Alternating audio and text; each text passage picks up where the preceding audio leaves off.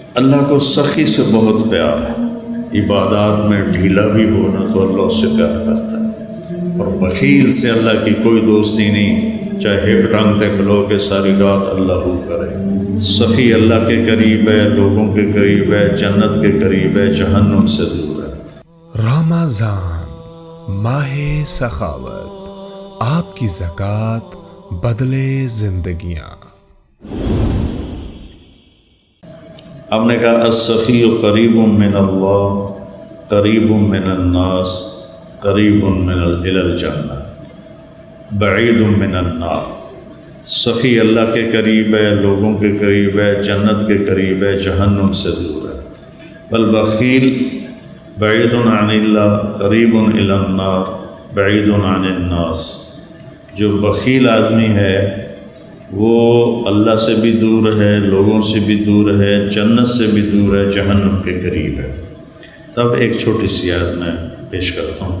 فَلَقْتَحَمَ الْعَقَبَةَ وَمَا أَدْرَاكَ مَا الْعَقَبَةُ۔ حیرت کے اظہار کے لیے عربی میں دو لفظ تھے، ما افعلہ و افعل بہ۔ قرآن نے ایک تیسرے لفظ کا استعمال کیا جس نے عربوں کو حیرت میں ڈال دیا، جو قرآن القارعۃ ما القارعہ وما ادراک ما القارعہ وما ادراک ما الحاقہ وما ادراک ما سقر وما ادراک ما یوم الدین۔ یہ استعمال پہلے عرب میں نہیں تھا، اس کو قرآن نے استعمال کیا کہ بالکل جب کوئی حیرت میں ڈوب جائے وہاں یہ لفظ بولا جاتا ہے۔ تو اللہ تعالیٰ نے فرمایا کہ پھر تم نے گھاٹی کو پار کیوں نہ کیا؟ اقتحام کہتے ہیں، پہلے سڑکیں تو تھیں نہیں، کہیں کھائیاں آ جاتی تھیں، کہیں نشیب، کہیں فراز۔ تو جہاں کہیں ایسا ہوتا تھا کہ نیچے نہیں اتر سکتے، گہرائی ہے، اور سوائے گھوڑے کے کوئی اور شکل نہیں پار چھلانگ لگانے کی، اس کو کہتے تھے اقتحام، کہ گھوڑے کو اٹھانا اور ایڑ لگانا اور چھلانگ لگوا کے پار۔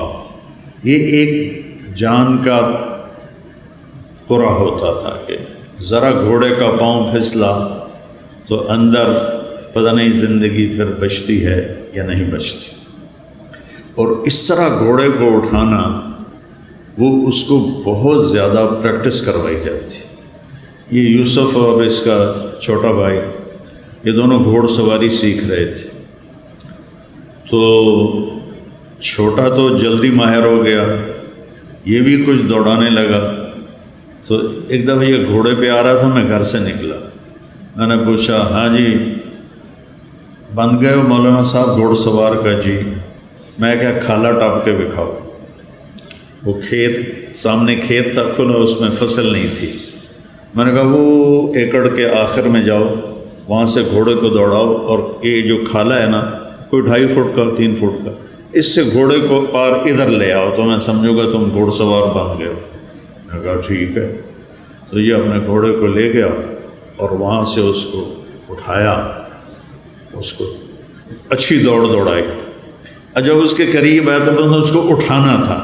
فَلَقْتَحَمَ الْعَقَبَةَ، میں اس کا مطلب بتا رہا ہوں کہ چھوٹا سا کھالا تھا، تو جب اس نے گھوڑے کو اٹھایا تو گھوڑے نے کھالا دیکھا یہ اتنا ماہر نہیں، تو اس نے یوں منہ مارا تو یوسف صاحب کھیت میں گرے، گھوڑا کھیت سے باہر کھڑا ہو گیا۔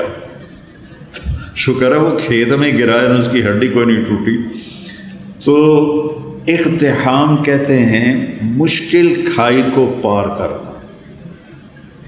پھر اللہ نے کہا تمہیں پتہ ہے وہ کیا ہے؟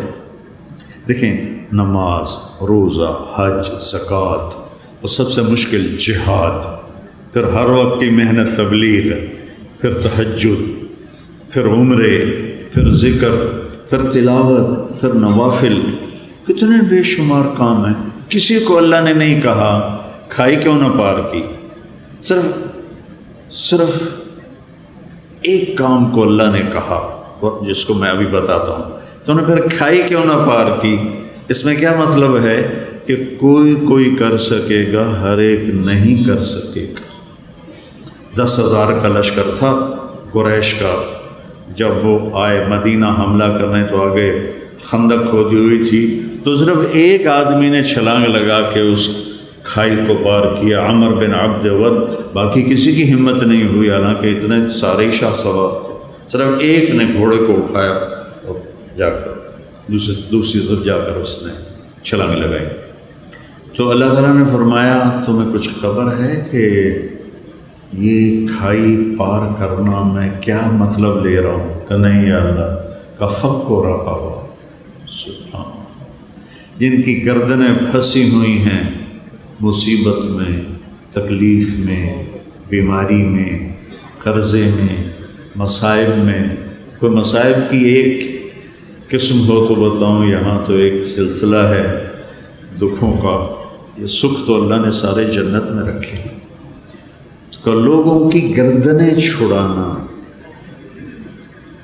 لوگوں کی گردنیں چھڑانا، فک و رقابہ، اتنا خوبصورت لفظ ہے۔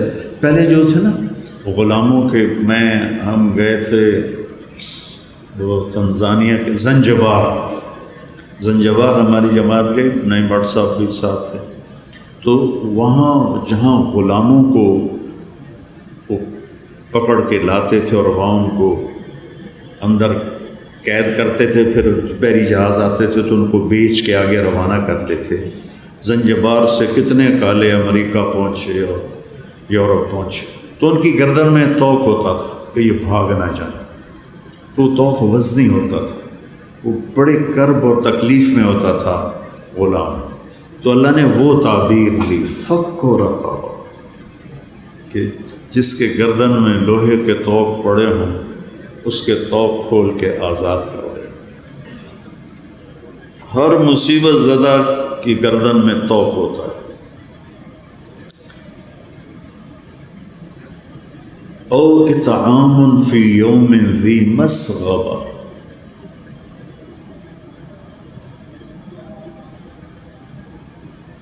یتیما ذا مقربہ، او مسکینا ذا متربہ، فی یوم ذی مسغبہ۔ صبغ کہتے ہیں اسبغ علیکم نعمہ ظاہرۃ و باطنہ۔ بارش ہوتی ہے تو ہم پورا بھیگ جاتے ہیں، اگر باہر ہوں پورا بھیگ جاتے ہیں، کہیں سے بھی ہمارا کوئی پہلو نہیں بچتا۔ تو اللہ تعالیٰ فرما رہا ہے کہ وہ آدمی جس پر بھوک بارش کی طرح چھا گئی اور کہیں سے بھی وہ نہیں نکل پا رہا اس بھوک سے، اس کو اس بھوک سے نکالنا، خاص طور پر جب وہ تیرا رشتہ دار ہو اور ہو بھی یتیم۔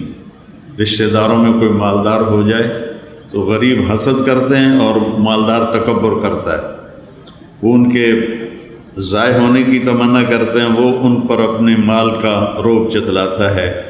تو اللہ نے کہا ذا مقربہ، جو تیرا قریبی رشتہ دار ہے نا، قرب والا، اس کو بھوک نے بارش کی طرح ایسے گھیرے میں لے لیا ہے، نکلنے کا راستہ ہی نہیں ہے، اس کو کھانا کھلا۔ اور مسکین، فقیر اسے کہتے ہیں جس کے گھر میں ایک دن کا کھانا ہو۔ مسکین سکن سے ہے، سکن ہوتا ہے ٹھہر جانا، ٹھہر جانا۔ مسکین جس کے زندگی ٹھہر گئی ہو بھوک کی وجہ سے، فاقے کی وجہ سے، اس کے پاس ایک لقمہ روٹی۔ فقیر اسے کہتے ہیں جس کے پاس 24 گھنٹے کا تو کھانا ہو، آگے کوئی نہ ہو۔ اور مسکین اسے کہتے ہیں جس کی زندگی ٹھہر گئی ہو، سکن، سکون ہم عام طور پر کہتے ہیں، سکون آ گیا۔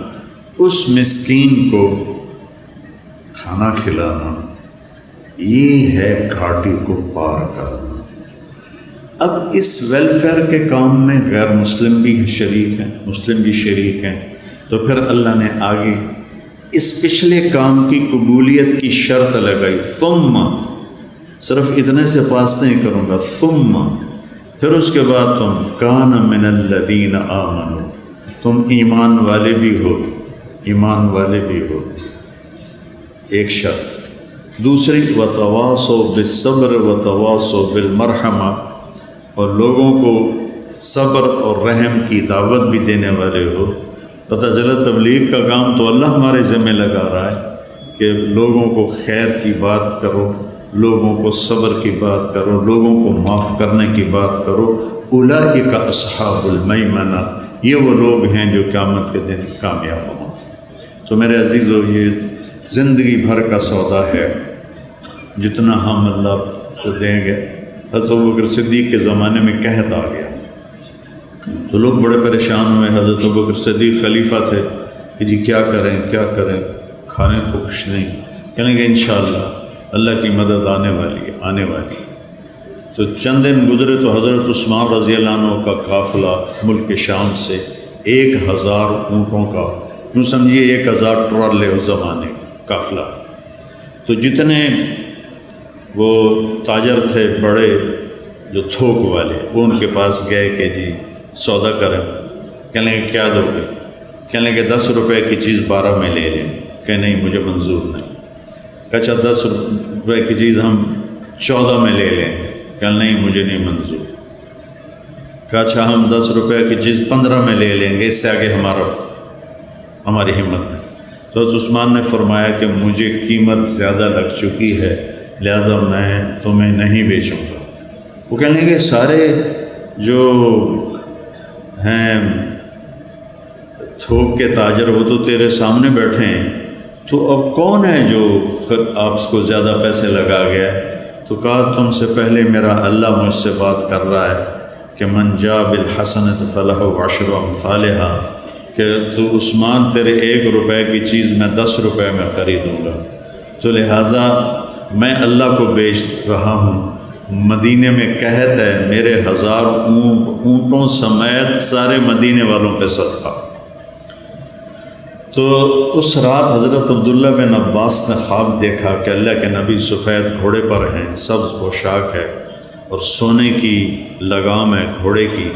تو عبداللہ بن عباس نے گھوڑے کی لگام پکڑ کے پوچھا یا رسول اللہ آپ سے ملنے کو جی چاہ رہا ہے۔ کہنے کہ عبداللہ آج تو میں فارغ نہیں، آج اللہ تعالیٰ نے عثمان کی سخاوت کو قبول کیا ہے اور جنت کی ایک حور سے اس کا نکاح کیا ہے اور اس کا ولیمہ پورے جنت والوں کے لیے رکھا ہے، تو میں آج اس ولیمے میں جا رہا ہوں۔ تو بھائیو، اللہ سخی سے پیار کرتا ہے، وہ نا عبادات میں ڈھیلا بھی ہونا تو اللہ اس سے پیار کرتا ہے، اور بخیل سے اللہ کی کوئی دوستی نہیں، چاہے ایک ٹانگ تک لو کہ ساری رات اللہ ہو کرے، سخی سے اللہ کو پیار ہے۔ رمضان ماہ سخاوت، آپ کی زکوٰۃ بدلے زندگیاں۔